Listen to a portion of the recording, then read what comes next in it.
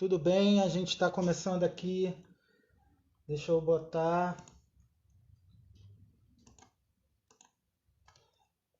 Bom, estamos no Instagram, estamos no YouTube.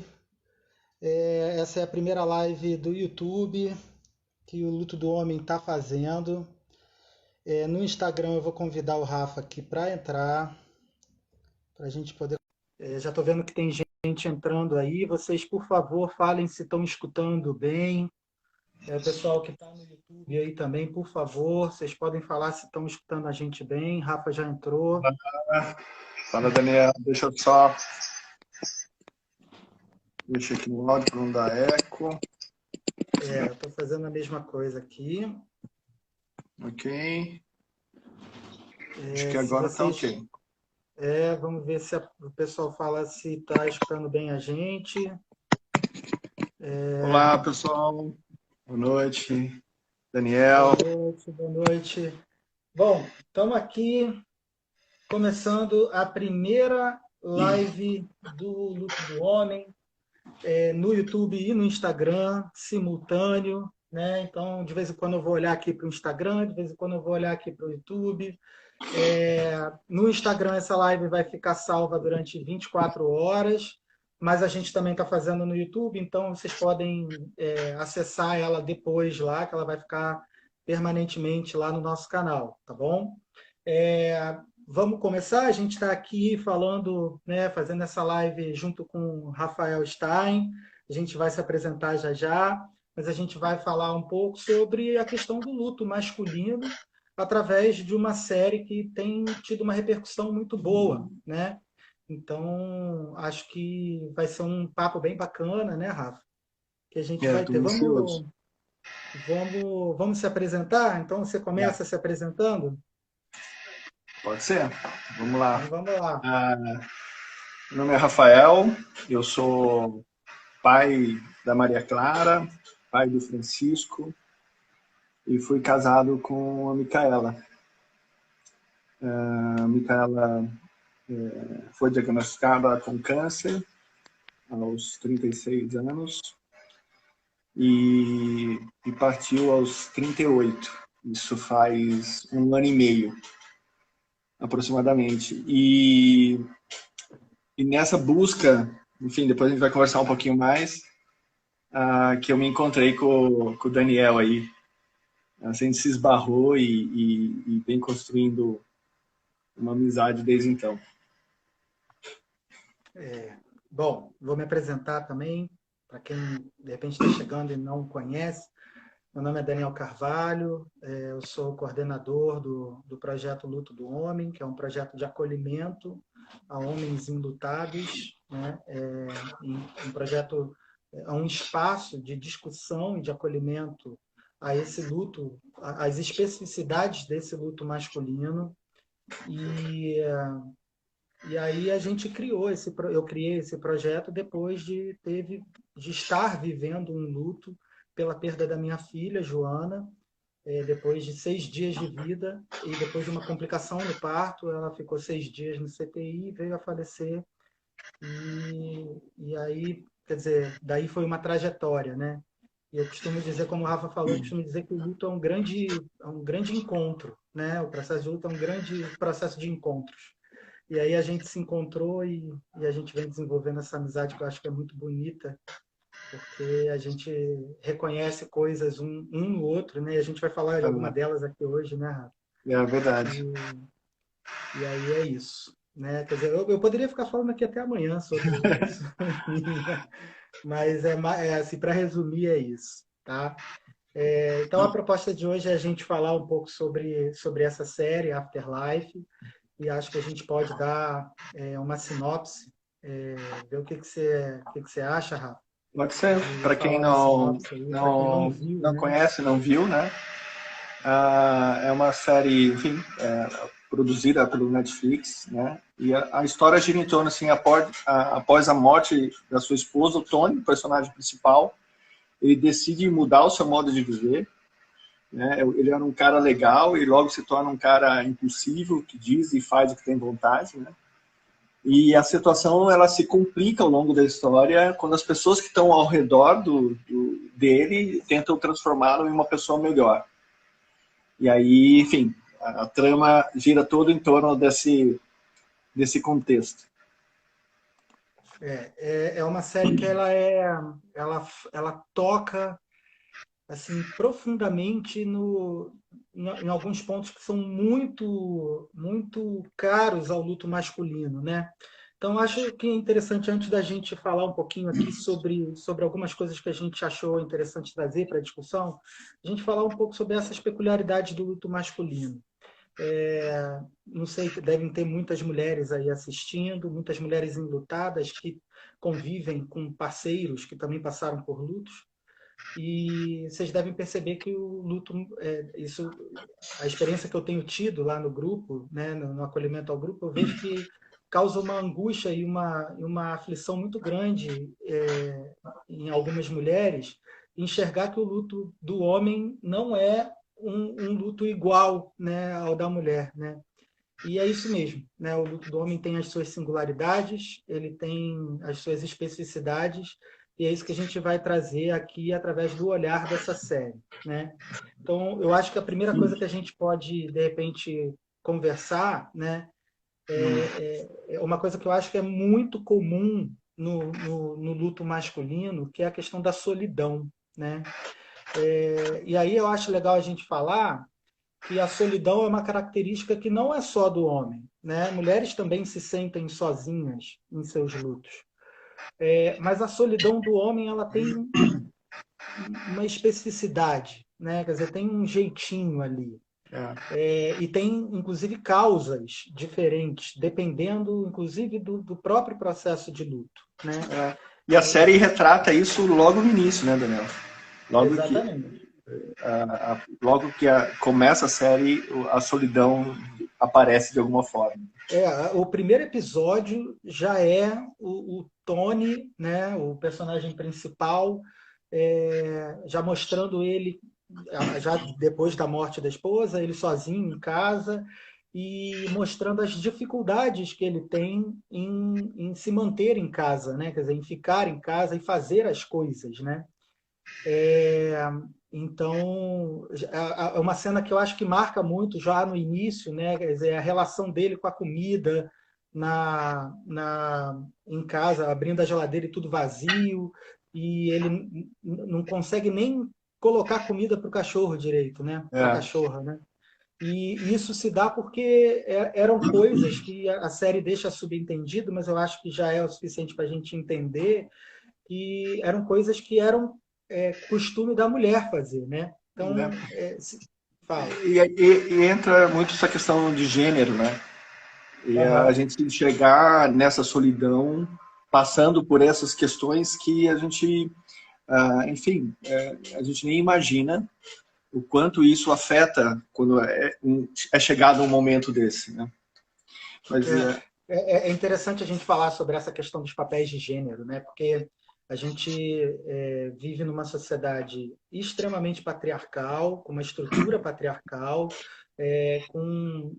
e que esvai, né? Quer dizer, sai pelos poros várias coisas machistas, né? E que a gente aprende, nós como homens aprendemos durante a nossa criação, né? E isso vai se refletir no luto, né? E aí eu acho interessante que quando a gente fala de solidão no luto, é muito comum as pessoas associarem a solidão do homem, elas não estão erradas, associarem a solidão do homem a essa criação patriarcal e machista, né? Então, isso é correto, né? Porque a gente não aprende. A parte dessa solidão masculina vem de um lugar de eu preciso ser forte, eu não posso contar para ninguém que eu estou sendo fraco, né? Então, isso gera um espaço muito solitário para o homem, né? Quer dizer, um espaço onde ele não pode se demonstrar frágil, né? Eu acho que é aí que a solidão ganha uma dimensão grande, pelo menos para quem vivencia, né? E aquela de não ser visto, né? Então, muitas vezes você, ao exercer ter que exercer um papel que nunca foi meu, por exemplo, né? Vai se sentir completamente sozinho, né? E ao mesmo tempo não poder demonstrar isso, demonstrar qualquer tipo de emoção, né? Então, aí é que eu acho que é o interessante da gente observar, né? Porque, de um lado, a gente consegue enxergar essa solidão como algo do homem para o homem, né? Não. Mas a gente talvez tenha um pouco de dificuldade, e a série eu acho que é muito feliz mostrando isso, de enxergar essa solidão que a gente ontem, num bate-papo falando sobre isso, né, eu chamei de Não. solidão social. Eu não sei se de Ah, repente seria um nome apropriado, mas tá. uma solidão que é causada pela dificuldade das pessoas que estão em volta dele de enxergarem o luto dele do jeito que ele é, né? Então, eu até lembrei de uma pesquisa, tem algumas pesquisas sobre isso, né? Principalmente lá fora, onde isso é mais estudado, que mostram a dificuldade que viúvos, principalmente viúvos mais idosos, têm em se adaptar ao processo de luto depois da perda da esposa, justamente por isso. Porque foram criados como homens, onde homens não fazem nada da casa, ele só trabalha, e quando a esposa morre, ele não sabe cozinhar, ele não sabe passar roupa, ele não sabe arrumar nada. Quer dizer, ele tem uma adaptação muito forte a ser feita ali na vida dele, né? E que não é só a adaptação emocional, é uma adaptação prática também da vida, É. né? E a série começa mostrando isso, né? E o Você falou quanto da isso pode ser solitário para a pessoa, né? Você falou do caso do luto de um homem mais velho, ele não saber nem cozinhar, né? Embora, assim, eu cozinhasse, eu cozinhava em momentos especiais, entre aspas, né? Então, Aham. não no dia a dia. E eu me recordo de um momento, eu lembrei agora, que a gente, logo que depois voltar de uma breve viagem que eu fiz, após a partida dela, eu voltei para casa e aí tinha que fazer um almoço das crianças, tá? E aí o primeiro Aham. almoço eu fiz tudo assim, fiz a salada, fiz isso, carninha, tudo, né? E aí coloquei na mesa, chamei os dois para comerem e eles não comeram nada, assim, sabe? Não comeram nada, eu tinha feito um puta almoço, assim. E aí aquilo me doeu de um jeito, assim, sabe? Eu me afastei deles um pouco, assim, chorei, porque eu falei assim, eu não vou conseguir alimentar meus filhos. Uhum. E, e aí sozinho, né? Tendo que desempenhar e fazer novos papéis. E aí você está completamente ali, né? Só você. É. E as É, pessoas... Né? não, é interessante assim, porque isso eu acho que chama atenção para essa dimensão da solidão, como uma dimensão não só de uma, porque a gente coloca às vezes a responsabilidade no homem, né?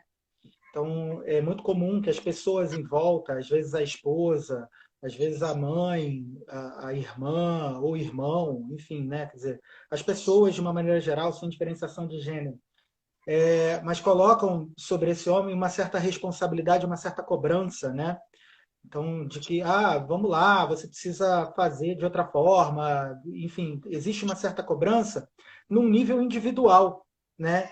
Assim, você está solitário, como quem diz assim, você está solitário, você está passando por isso, mas porque é você, está em você. É, E isso chama a atenção para a responsabilidade também do meio em torno, né? De olhar para esse luto do jeito que ele é, na singularidade dele, né? E a grande luta do Tony na série é essa, né? que as pessoas reconheçam É, isso, né? ele por várias vezes, inclusive assim, uma outra característica, né, que é muito comum ao luto masculino é a questão do silêncio. Homens É, não falam, né? Essa solidão, ela está intimamente ligada à ideia de silêncio, porque você falar e se demonstrar frágil é algo impensável para muitos homens. Então eles silenciam, né? Isso é uma coisa que no meu luto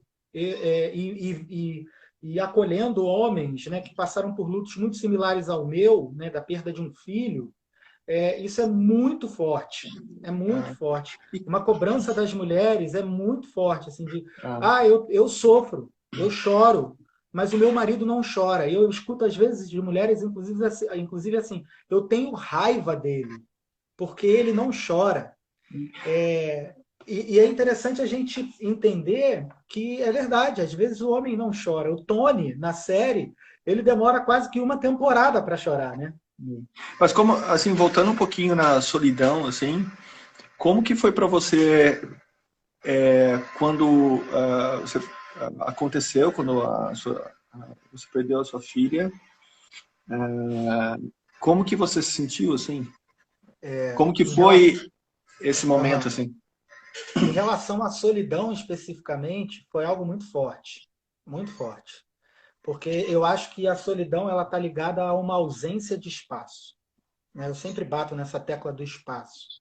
Então, o homem ele não tem muito espaço para ele se indutar do jeito dele, né? Eu acho que no final se resume a isso. E comigo, eu sempre conto isso, assim, que quando a Joana ainda estava no CTI e as pessoas iam visitar a gente no hospital, porque a médica fez um esforço para a gente continuar no hospital, né? Para não ficar aquela coisa de ir embora para casa, voltar e aquele dilema de CTI. E a gente ficou no quarto, né? Então, e eu assumi a função de ser forte, ser aquela pedra, né? Aquela rocha que iria cuidar da minha esposa, que foi quem realmente perdeu, né? Então, eu ficava na porta, eu lembro que eu ficava na porta, né? Muitas vezes eu fiquei na porta do quarto recebendo as pessoas, né? Para elas entrarem. E eu ficar regulando as pessoas, assim, para que o quarto não ficasse muito cheio, porque a minha esposa ia ficar cansada. Enfim, a minha preocupação era ela. E a preocupação das pessoas também era ela, né? Então as pessoas chegavam na porta do quarto e me viam, e a primeira coisa que elas falavam é: e aí, como é que ela tá? Né? E eu falava: não, ela tá bem, não sei o quê. E aí não perguntavam por mim.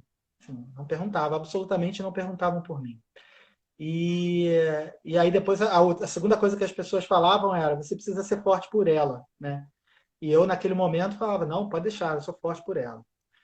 E E eu lembro assim que o primeiro espaço que eu tive e que começou a romper essa solidão, né? Foi a minha esposa que deu, porque as pessoas entravam no quarto perguntando por ela e saíam perguntando por mim, porque a minha esposa ela chegava lá e ela falava assim, depois que todo mundo visitava, quando estavam indo embora, minha esposa falava: olha pelo Daniel porque ele também está sofrendo. E aí quando as pessoas saíam perguntavam para mim, né? Quer dizer, elas perguntavam: e aí, como é que você tá? E aí, uma coisa que eu nunca tinha parado para pensar até aquele momento, né? Cara, como é que eu tô? Eu tenho que responder. Então, eu tenho que parar e pensar como é que eu tô. E aí, comecei a É descobrir que eu isso que estava começa. mal, né? Então, e é um espaço muito solitário. E, quer dizer, tem toda uma outra gama de, de coisas que vão gerando solidão, né? Uma outra coisa que é É, muito forte, e eu acho que até hoje, assim, para passar a bola para você, essa. Eu acho que você pode até falar um pouco sobre isso, é essa solidão de só você conseguir entender plenamente o que você está passando e o que você está sentindo, né? Aquela noção de que mais ninguém consegue entender aquilo que você está vivendo. E isso é muito solitário. é. Mas eu acho que a solidão, ela em algum momento tem uma relação assim com a inadequação, assim, em algumas situações, né?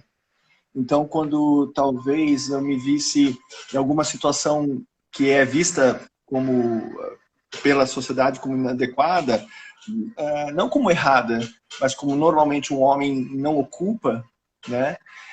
Então eu paro, saio de uma empresa sem muito saber o que eu ia fazer, porque entendi que eu tinha que ficar com meus filhos. Quando eu faço questão de assumir alguns papéis, desde dessa preocupação com a alimentação, né? Depois a Maria ela faz balé, então eu me vejo tendo que cuidar de uma bailarina sem nunca nem saber o nome de um passo, né, qualquer, Uhum. e ter que aprender a fazer coque. Eu me dei conta que tinha que fazer um coque no dia que ela foi, né? E aí, puxa, busquei tutorial no YouTube, demorei 40 minutos para fazer o primeiro coque e fui E aí, ao chegar no balé, me ver completamente fora de contexto, né? E as pessoas olharem, enfim. Depois isso vai e cada vez era assim, né? E aí você se sente sozinho, porque a sociedade mostra ali, por exemplo, eu ia no, vou citar o balé novamente, mas eu ia no balé só tinha eu de homem, Uhum. né? E com a mochilinha, os grampos, tendo que lidar com sei lá quantas escovas, não sei o quê, aprendendo. Então é um momento de muito de solidão por ocupar um espaço que são inadequados. E, e não por culpa das pessoas, sabe? Elas olharem e verem, não, não é. Acho que a gente se vê assim, Aham. uh, enfim. Aí depois, eu acho que é tem a ver, essa solidão tem a ver com desses momentos de inadequação, né? E Aham. ao buscar ocupar esses espaços, se sentir sozinho, porque eu não tenho, o meu círculo de amizade praticamente mudou, né? Uhum. Eu não faço mais as mesmas coisas, e tudo bem, a vida mudou, né? Mas eu acabei exercendo outros papéis, e ao exercer esses papéis eu tive muita dificuldade de encontrar o meu bando, né? Aham. Tanto É, que, é, né? ah. Não, pode falar. Não, e aí a dificuldade nesse processo todo de encontrar lugares e encontrar pessoas que estivessem vivendo o que eu estava vivendo. Num contexto onde ninguém que estivesse vivendo isso pode expressar isso. Aham. Emoção, não pode chorar, não pode fazer isso, não pode fazer aquilo. Então é uma solidão muito grande, assim. E aí foi nessa busca que eu acabei encontrando o texto que você escreveu, né, sobre a sua Uhum. história. Depois, logo em seguida, tinha o lançamento, o projeto Luto do Homem, a gente acabou se conversando. Depois, com muito custo, eu acabei encontrando um grupo de homens, e aí você vai se encaixando, no sentido, encontra outra pessoa que está passando com uma dor semelhante, né? E aí você vê que não é só você, né? Aham. Eu acho que tem uma coisa muito poderosa no processo de luto, porque, em geral, a sociedade enxerga o processo de luto como só daquele lado da dor, né, do sofrimento, né? E essa inadequação que você está falando, eu acho que ela mostra um pouco que o processo de luto ele não é só isso, né? Porque essa inadequação, pelo menos no que na minha experiência e na minha história, né? Essa inadequação, ela se deve ao fato de que junto com, no meu caso, né, junto com a minha filha, morreu também o Daniel, né? Aquele Daniel, né? Então, e depois da morte dela, morre um Daniel para nascer um novo Daniel, né? Morre um homem para nascer um novo homem. Um É, homem agora que tem que lidar com a perda da filha e tem que descobrir maneiras, né? E assim eu me coloquei no meu processo de luto, de descobrir maneiras de manter a minha filha comigo, né? Então, é isso que eu acho que é o mais poderoso do luto, né? Porque a gente, no luto, a gente acaba descobrindo que há muito mais coisas do que só sofrimento. A gente vai falar, talvez, disso um é, pouco mais para frente, né? Mas eu tive que batalhar muito no meu processo de luto, assim, para que as pessoas me enxergassem como pai, sabe?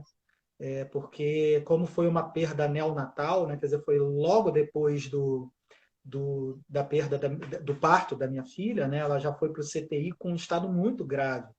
E as pessoas não me enxergavam como pai. Depois eu descobri que foi por isso que as pessoas chegavam no quarto e perguntavam, né, pela minha esposa, né? Porque as pessoas legitimavam ela como mãe, mas não me legitimavam como pai. Eu escutei durante a gestação toda que eu iria, eu falo isso sempre que eu vou falar em algum lugar, né, quando me convidam para falar em algum lugar, que eu sempre ouvi durante a minha gestação que eu só ia saber o que era ser pai quando eu pegasse no colo, quando cortasse o cordão ou quando ouvisse o choro.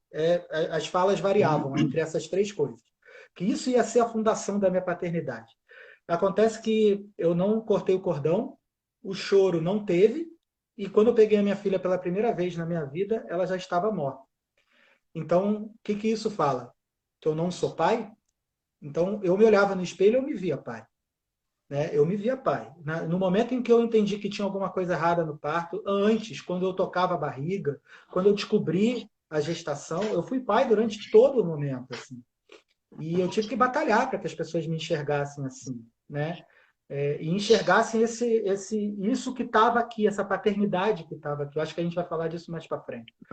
Eu estou aqui tomando cuidado para a gente não pular, não vou nem matar. Vamos lá.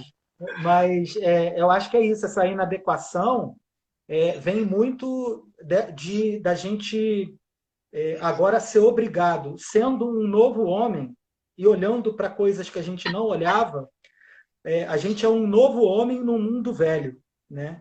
Então a gente o luto transformou a gente e agora a gente está num mundo que não faz mais sentido para a gente. E aí o grande trabalho com essa inadequação é construir novos sentidos, né? Para esse mundo, Sim. para esse estar no mundo, né?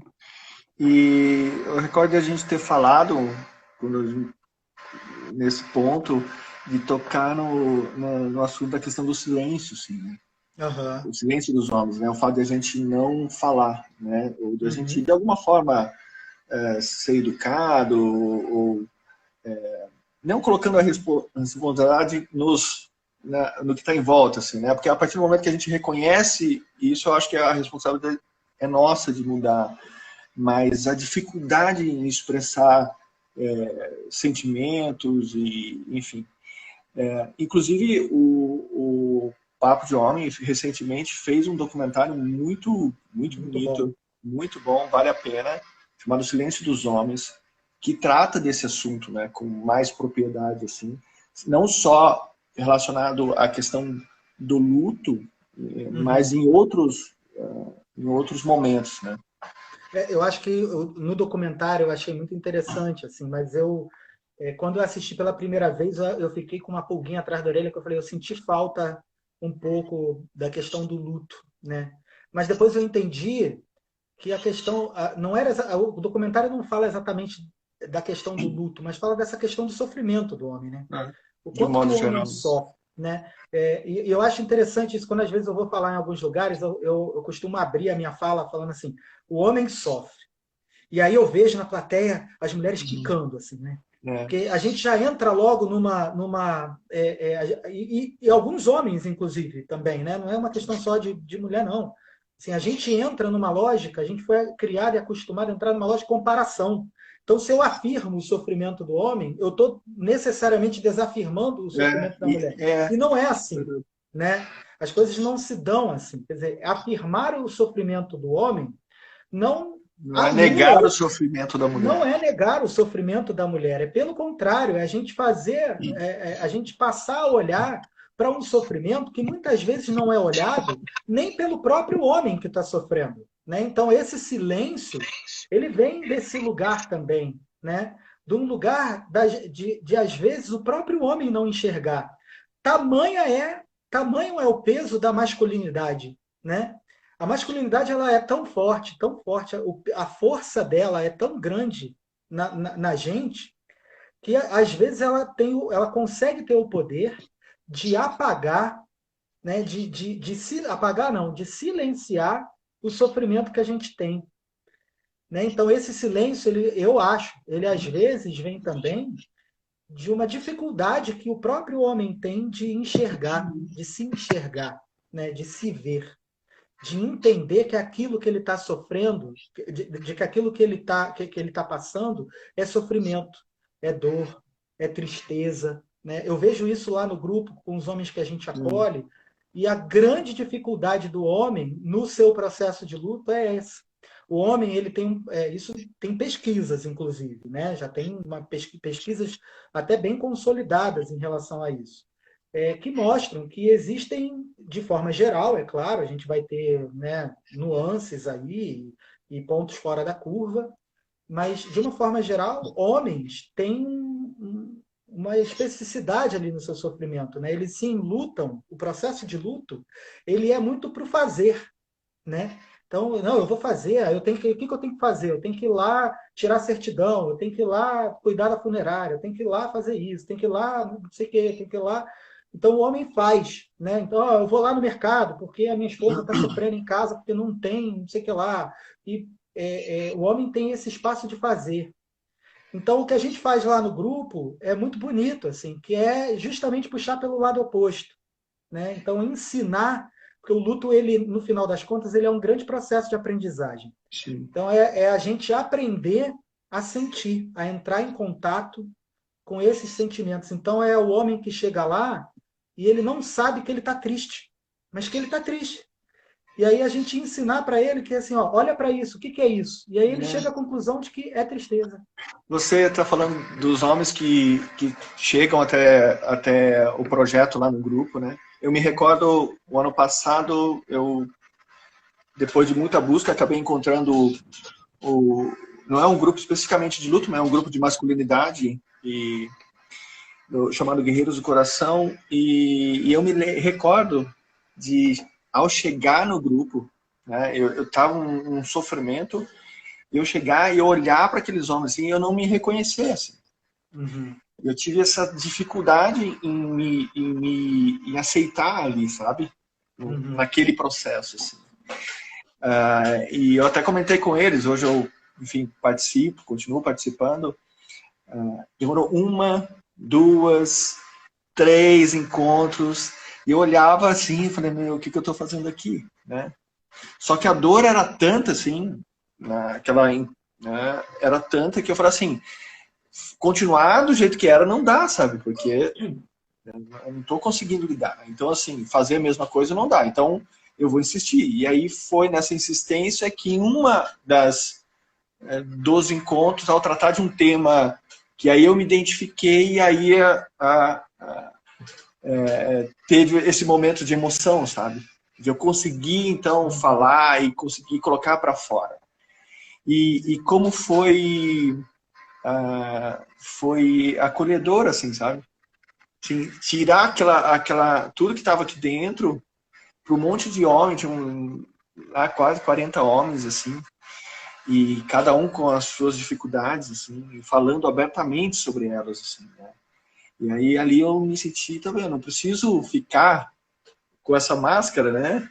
Uhum. Enfim, a gente não enxerga desse jeito ali quando está vivenciando, mas como foi libertador. E ali daí foi um processo, né? Esse processo de se abrir assim dentro de um grupo de homens foi muito importante, foi muito significativo. Uhum. Eu vinha durante esse processo todo com as crianças, eu vinha, né, no início meio que intuitivamente, não de uma forma muito planejada, tentando lidar com essas questões da emoção, né? Eu lembro um acordo que eu fiz com a minha filha logo que eu contei, né, que a mamãe tinha virado estrelinha, é que ela ao chorar, eu falei que ela podia chorar, que eu ia chorar também, que a gente ia sentir saudade e que um falaria com o outro. Ali eu combinei com ela isso, né? E aí com o tempo a gente foi, e eu tive muita dificuldade de talvez em algum momento deixar isso, né, transparecer para eles, né? E ao tempo a gente, essa fala foi muito importante, esse momento que eu falo isso para ela, porque depois que a gente conversa, ela vai até a sala, repete a mesma fala para o Francisco, e aí a gente, né, vai aprendendo um com o outro. Às vezes a gente, pai e homem, acha que a gente está numa posição de ensinar muito, né? Uhum. E aí, nessa abertura, eu lembro de um fato que aconteceu em casa. A emoção veio, eu não aguentei e comecei a chorar. E aí ela veio assim, me abraçou por trás e me falou assim, papai, tá tudo bem, eu tô aqui, né?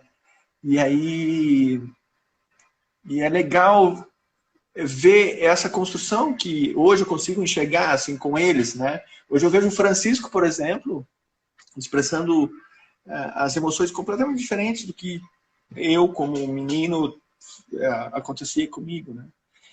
E aí então é uma construção com as crianças, né? e como é libertador isso, porque na verdade a gente não precisa estar forte o tempo todo para eles.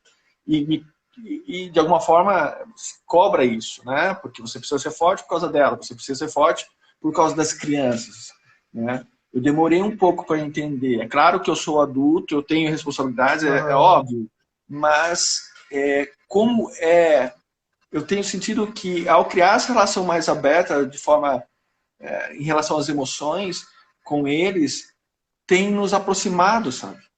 Eu Porque acho legal, assim, eu acho legal nessa história, né? É que a Maria, ela falou para você exatamente o que você precisava ouvir, né? E quantas vezes a gente escuta de outras pessoas aquilo que a gente não precisa, né? E muito não por maldade, é claro, ninguém faz nada por maldade, enfim. Eu acho que é muito de não entender mesmo algo que só a gente consegue, né? Mas é muito bonito ver que a Maria, naquele momento, entendeu, né? Ela entendeu perfeitamente aquilo que tá tudo que bem. Então precisava. ela estava ali, a gente está junto e a gente vai aprender a conviver Isso. dessa forma, nessa novo e aí quando eu talvez tenha tirado um pouco esse peso, como eu fui perceber isso mais recentemente, assim, sabe? Que a consciência, eu contei de um texto recente que eu escrevi sobre exatamente isso, né? Sobre as emoções e de como dimensionar isso, como lidar isso com as crianças, tal. Mas eu acho que no meu caso foi uma questão muito paralela, assim, foi importante essas coisas, esse aprendizado todo com as crianças, mas o papel que desse grupo de homens teve nesse processo foi muito importante, assim, de encontrar um ambiente entre homens que eu pudesse enfim, que eu pudesse me sentir à vontade, sabe? É engraçado, hoje eu encontro, a gente participou do início de um segundo ciclo para que eu vivenciei o momento dos homens chegando, né? Como eu tinha um ano atrás. E, cara, é transformador, assim. Né? Então, assim, eu estou dizendo isso, citando isso, para talvez, para dizer para você o quanto é importante, assim, essa iniciativa que você tem com o projeto do Tudo Homem, em acolher esses homens, assim. Né? Porque é muito difícil encontrar um espaço para que isso aconteça. Né? Eu vejo essa importância toda vez que a gente tem encontro, sabe? E o quanto que é transformador, assim. O quanto que eu tenho aprendido. E uma vez eu até, não sei se ele está vendo aí, se tiver um beijo aí, eu não vou falar o nome, enfim, porque eu não sei se ele me autoriza, mas que eu levei um esporro uma vez lá no grupo, sabe? Porque como eu faço a condução do grupo, eu estava muito preocupado ali com, com como as coisas estavam acontecendo dentro daquele espaço. E aí, esse homem que faz parte lá do grupo, ele falou assim, mas e você? E você? Você não vai falar nada de você, não? E que a gente quer te ajudar também, a gente quer te acolher também. E aí eu falei com ele, aí eu me dei conta, né, disso, da necessidade também que não só eles sentem, né, de troca comigo, mas que eu também sinto, né, de troca com eles, assim. E, e aí eu falei com eles, olha, vocês já estão me acolhendo, mesmo que vocês não saibam. Porque é isso, às vezes é o espaço, né?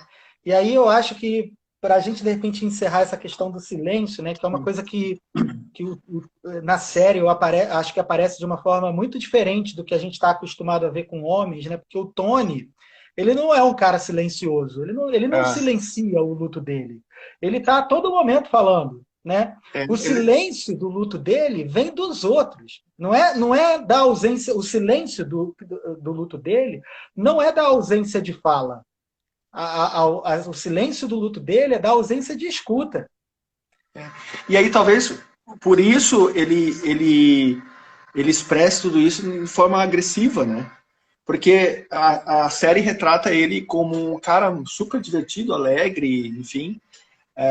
Antes, né, nas conversas que ele tem com a esposa, porque durante a série, para quem não assistiu, a esposa dele gravou vários vídeos para ele. né? Uhum. E aí a série vai intercalando esses vídeos com as coisas, né? E nesses vídeos ele é retratado como um cara muito brincalhão, etc. Aham. E em contraponto a esse momento ele se torna uma pessoa muito agressiva, ele Ácida, né? agride a É. ácida, agride quem trabalha com ele e tal. E ele expressa aquilo, porque quem está em volta dele, na verdade, ao não escutar, cobra dele sempre, né? Olha, você tem que então sair e o encontro, né? O cunhado dele tenta, você tem que conhecer uma nova pessoa. Por que você não foca no trabalho? E aí vai, né? Existe uma cobrança, ele está ali, ninguém está enxergando realmente o que ele está sentindo, e aí ele se torna bastante agressivo, né? Aham. E aí é que eu acho que é interessante, né? Quer dizer, quando a gente detecta que esse silêncio sobre o luto dele não está exatamente nele, né? A gente passa a entender uma coisa que diz respeito ao luto de todo homem, né? Quando esse luto é silencioso, muitas vezes, né? Então, quando a gente olha para um homem enlutado e a gente vê, poxa, mas ele não está sofrendo, poxa, mas ele não está chorando, poxa, mas ele não está triste, poxa, mas ele está dizendo que já tudo passou. E aí eu acho que o que a série traz, né, nessa discussão de mostrar o silêncio do homem de uma forma completamente diferente, é a gente entender que às vezes o silêncio do homem é um grande grito, né? É um grito enorme, assim. O silêncio às vezes ele grita sofrimento, ele grita dor, ele grita ajuda, pedido de ajuda, né? Então o É, silêncio do homem muitas vezes é ele falando assim: eu não tenho condição de lidar com isso. Então, por favor, me ajuda, abra um espaço para mim. E abrir espaço não é só a gente criar um grupo de acolhimento, né? Abrir espaço, eu sou muito afortunado nesse sentido. Abrir espaço é, por exemplo, o que a minha esposa fez.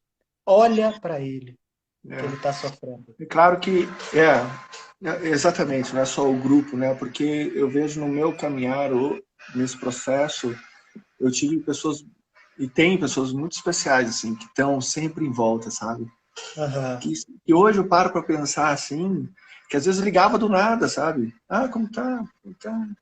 Mais ouvia do que falava. A gente tá aqui, sabe? Pessoas muito especiais assim, que foram, eu sinto agora conversando assim e lembrando delas assim, que não me cobraram, sabe? Uhum. Tiveram intuitivamente, eu não sei, consciente, mas tiveram paciência assim para que eu fosse achando me encontrando nesse espaço, sabe? Uhum.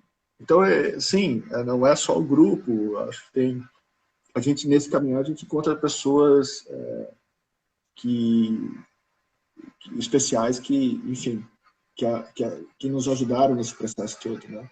É por isso que eu falo que o luto é um grande encontro, É, né? É um grande encontro. O luto é um grande encontro. Você vai eu acho encontrando coisas no caminho que você nem sonhava em encontrar e que vão te porque ajudando, te mostrando que o caminho é diferente, né? eu acho assim, se a gente olhar o luto como um processo de transformação, assim, né? Porque eu me Uhum. vejo muito nisso, assim, nesse processo, assim, que eu entendo hoje que na verdade é contínuo, ele nunca vai terminar, né? Nunca. E aí a gente olhar para esse processo e não só ver a dor, porque a Isso. dor existe, enfim, eu acho que o luto nunca vai ter fim, enfim, né? Aham. Mas a gente conseguir olhar para esse processo todo e tudo que vai acontecendo, todas essas pequenas coisas, olhar isso como amor, assim, sabe? Aham. E isso eu acho que foi o mais fantástico, assim, pelo menos no meu processo de luto, e na minha história, assim, foi quando eu descobri que o luto não precisava ser só dor e sofrimento. Então, quando eu, dentro do meu processo de luto, eu entendi que a minha filha, ela podia continuar comigo, né?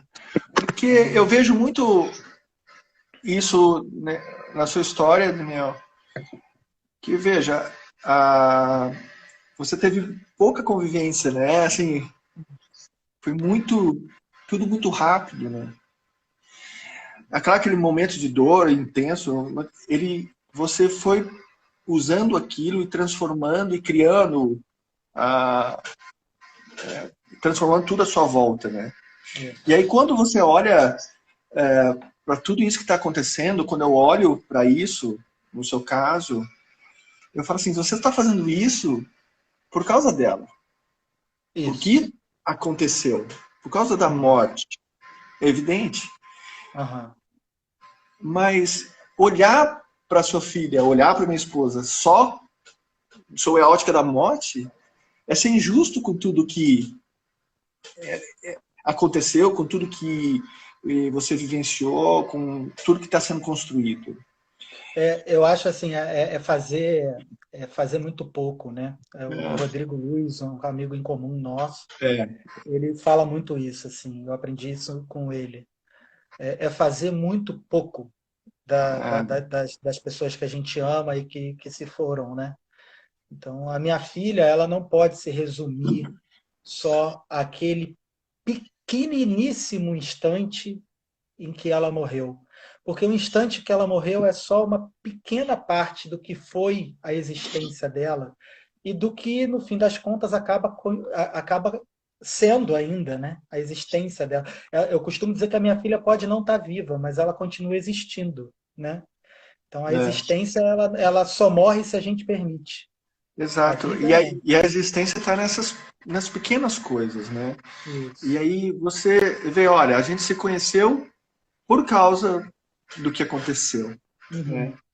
Uhum. Você falou, citou o Rodrigo, que é um cara fantástico, né? Ele, a Dadá. A gente se conheceu, depois eu acabei indo fazer o curso da EKR, né? Sobre a morte e o viver. E olha quanta coisa aconteceu.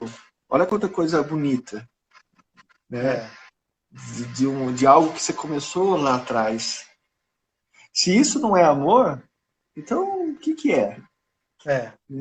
Então, assim, a transformação que, nesse processo que eu venho vivenciando, e que você faz parte disso, porque em algum momento a gente se encontrou, em algum momento Uhum. você fez a ponte e as ligações com o Rodrigo, enfim, com a Dadá.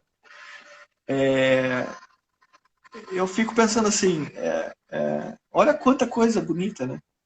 Nossa, tem muita. Isso é, é por causa dela.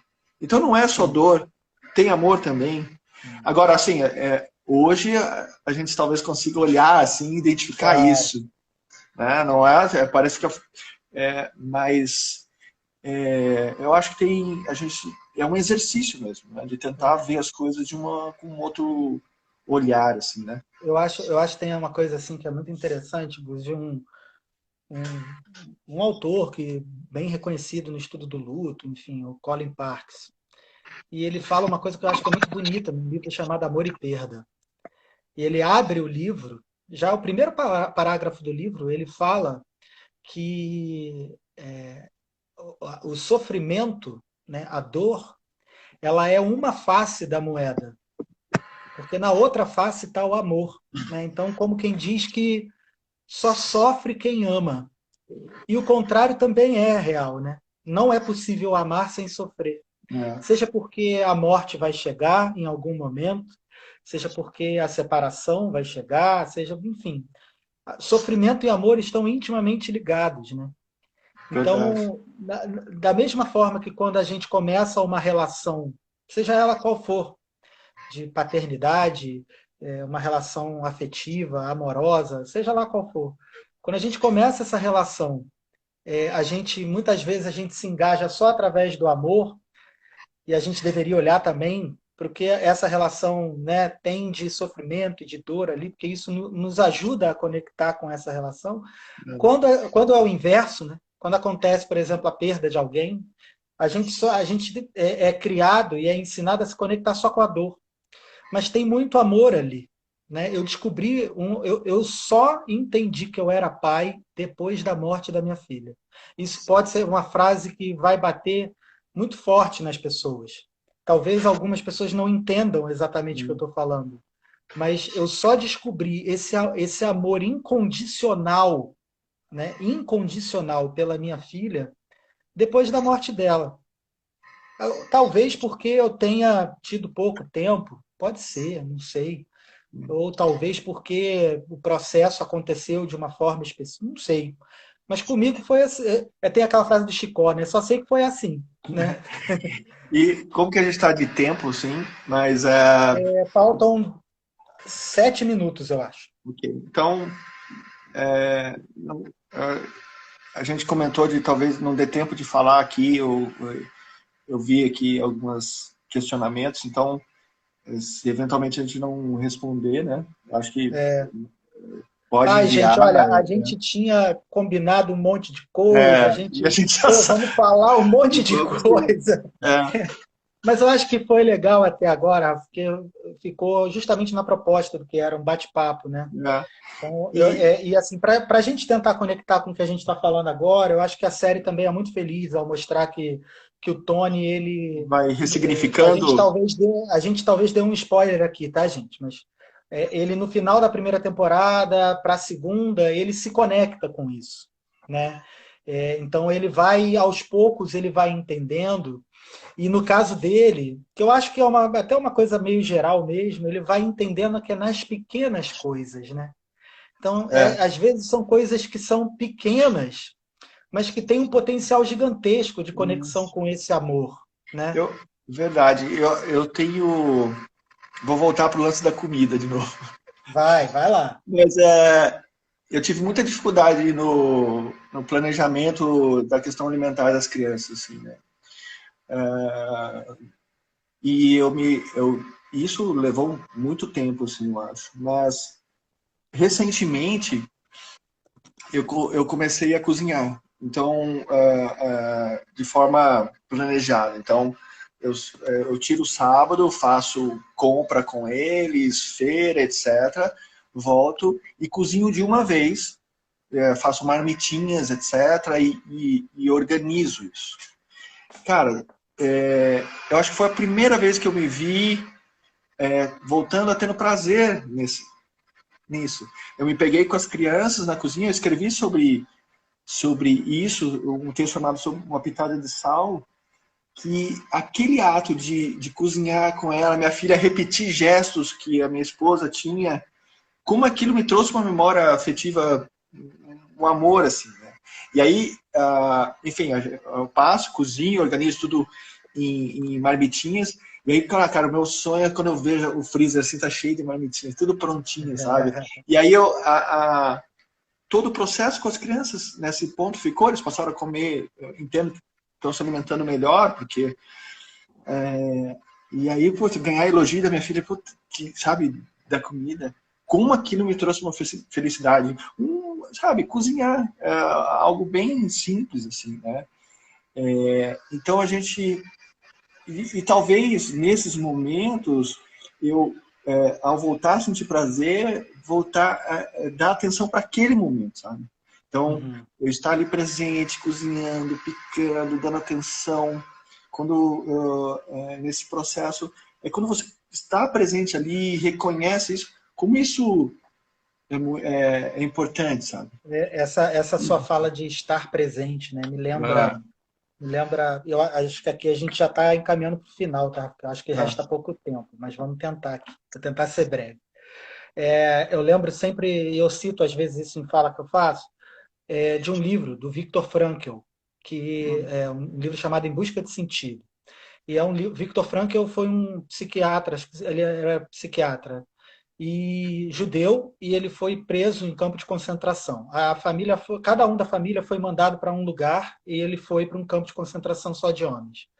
E, portanto, a esposa foi para outro lugar e ele não sabia da esposa, não tinha condição de saber. Então, naquelas condições absolutamente desumanas, né? Ele, em um momento, trabalhando de madrugada num frio do inverno europeu muito, né, ruim, assim, ele escreve isso no livro dele, e ele lembra da esposa, né? Então, ele lembra da esposa. Ele começa a se questionar: poxa, minha esposa está viva? Ela está morta? Eu não sei.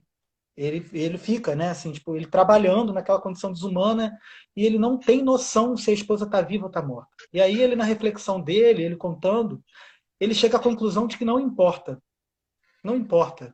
Naquele momento ali, no que tange ao amor que ele sente pela esposa, que é o que conecta ele a ela, não importa se ela está viva ou está morta. O que importa é o amor que ele sente. E aí ele termina, né? E isso é a grande descoberta que ele tem. Depois ele descobre que a esposa tinha morrido no campo de concentração, exterminada, né? Mas ele consegue manter esse amor, né? E isso talvez no meu processo, assim, talvez tenha sido o maior aprendizado que eu tive. Foi descobrir esse amor, né? E ele termina a citação com uma frase que eu acho que é a frase que mais fez sentido para mim no meu processo de luto, é a que mais me transformou, e é uma frase bíblica, né, do livro de Cânticos. Está em quem conhece Bíblia, enfim, está em Cânticos, capítulo 8, versículo 6, que fala assim: o amor é tão forte quanto a morte. O amor é tão forte quanto a morte. Isso é uma coisa que teve um impacto gigantesco assim na minha vida, e que eu descobri que a minha filha poderia, ela vai continuar morta, né? Ela está morta, mas o amor dela não morre. Então tem uma coisa que a morte leva a tudo, cara. A morte leva a tudo, absolutamente tudo. Mas ela não leva o amor que a gente sente pela pessoa. Isso ela não consegue levar. Então eu descobri assim com isso que é uma frase que eu costumo falar muito, assim, que o verbo amar, ele se conjuga sempre no presente. Sempre. Então, foi uma coisa muito forte, assim, para mim.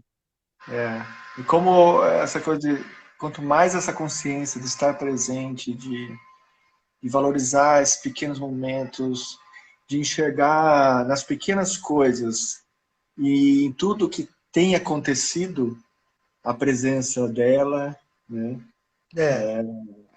Nessas pequenas coisas, né? E, enfim, e aí eu começar a olhar para esses momentos com mais carinho, sem exigir muito, assim, sabe? Eu vejo, assim, uma vez lá no grupo, um dos homens, ele tá aí, eu já vi, é o Léo. Beijo, Léo. Uma vez eu falando da minha filha, e ele retrucou para mim e falou assim: foi ela que fez a gente estar aqui. E aí, às vezes parece uma coisa pequena, mas não é. É uma coisa muito grande. Hoje eu vejo, enfim, nessa relação que eu tenho criado com as crianças, né? Em assumir um protagonismo dentro da minha casa que eu nunca tive, né? Do ponto de vista